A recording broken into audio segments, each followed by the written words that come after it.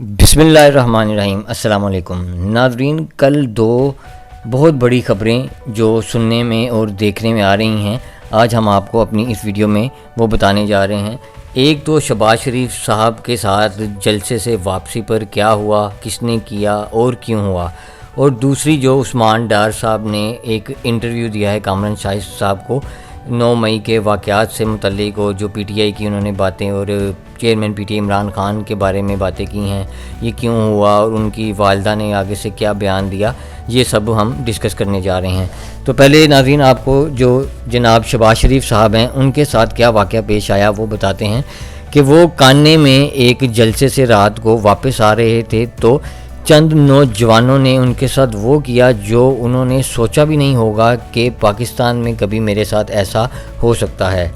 اس سب کی وجہ یہی ہے کہ یہ سب نواز شریف کو پاکستان لانے کی جو تیاریاں ہیں ان کے لیے سب جدوجہد کی جا رہی ہے۔ جیسے آپ نے دیکھا کہ مریم نواز نے شاہدرہ میں جلسہ کرنے کی کوشش کی لیکن وہ بھی بری طرح فلاپ ہو گیا، پھر دوسرے ممبران بھی اپنے طریقے سے جو ہے جدوجہد کر رہے ہیں۔ تو حمزہ شہباز صاحب اور شہباز شریف صاحب نے بھی ان کو واپس لانے کے لیے جو استقبال کے لیے عوام اکٹھی کرنی ہے، اس کے لیے انہوں نے کہا ہم بھی میدان میں آتے ہیں اور جلسہ کر کے عوام اکٹھا کرنے کی کوشش کرتے ہیں، لیکن وہ اس کام میں بری طرح فلاپ ہو گئے اور انہوں نے جو جلسہ کیا وہ بھی بالکل ایسے لگا کہ کوئی جلسی ہے، اور دوسرا ان کے ساتھ واپسی پہ یہ واقعہ پیش آ گیا ہے جس نے اب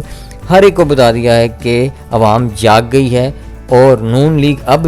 صاف طور پر سمجھ جائے کہ ان کی سیاست اور پارٹی دونوں ختم ہو گئی ہیں بالکل، تو اب ان کو کوئی سپورٹ کرنے والا نہیں رہا، تو وہ اب یہ اپنے اوچھے ہتھ کنڈے جو آزمانے ہیں وہ چھوڑ دیں، اور نواز شریف صاحب کو جو واپس آنے کی کوشش ہے وہ نہیں کرنی چاہیے۔ دوسری طرف ناظرین عثمان ڈار صاحب کا انٹرویو ہے وہ ہر جگہ جو ہے وہ وائرل ہے، اور اس سے متعلق ہر جگہ باتیں ہو رہی ہیں کہ کیوں ایسا انہوں نے کہا اور کیا وجہ بنی۔ تو جیسا کہ آپ سب جانتے ہیں وہ بھی کافی دیر سے لاپتہ تھے، ان کو ڈھونڈنے کی کافی کوشش کی گئی لیکن نہیں پتہ چل رہا تھا کہ وہ کہاں ہیں، اور پھر اچانک وہ مل جاتے ہیں اور بتایا جاتا ہے کہ وہ اپنی مرضی سے ہی کہیں گئے ہوئے تھے اور اب واپس آ گئے ہیں۔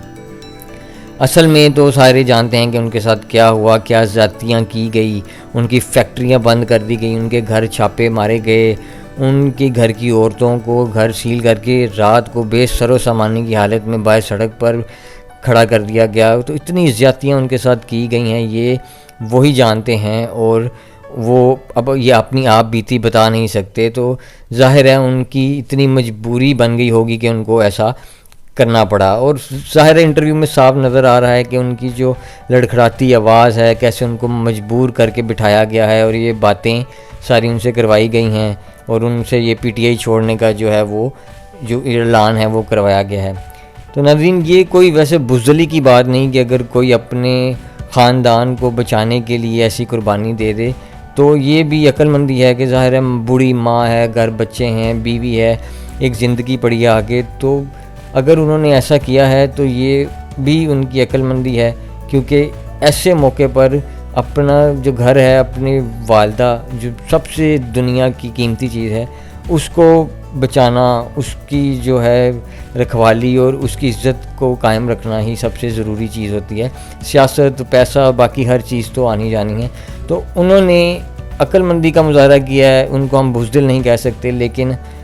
پتہ نہیں ان کی کیا مجبوری ہوگی جو انہوں نے اس طرح کا جو بیان ہے وہ دیا ہے۔ جیسے دیکھا کہ باقی پی ٹی آئی کے رہنماؤں نے بھی ایسے کانفرنسز کی تھی، لیکن اس کے برعکس ان کی والدہ صاحبہ نے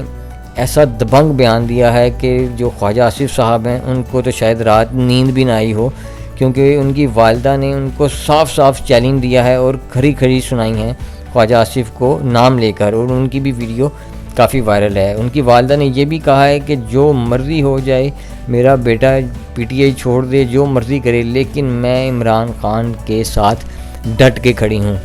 تو یہیں سے آپ اندازہ لگا لیں کہ وہ کس قدر تنگ آئے ہوں گے عثمان ڈار صاحب کے، انہوں نے یہ انٹرویو دیا، لیکن ان کی والدہ وہ ایک عمر کی ایسی سٹیج پر ہیں کہ ان کو ڈر بالکل اتر گیا ہے۔ اللہ تعالیٰ ہمیں بھی ان کی والدہ کی طرح ثابت قدم رہنے کی توفیق دے، آمین۔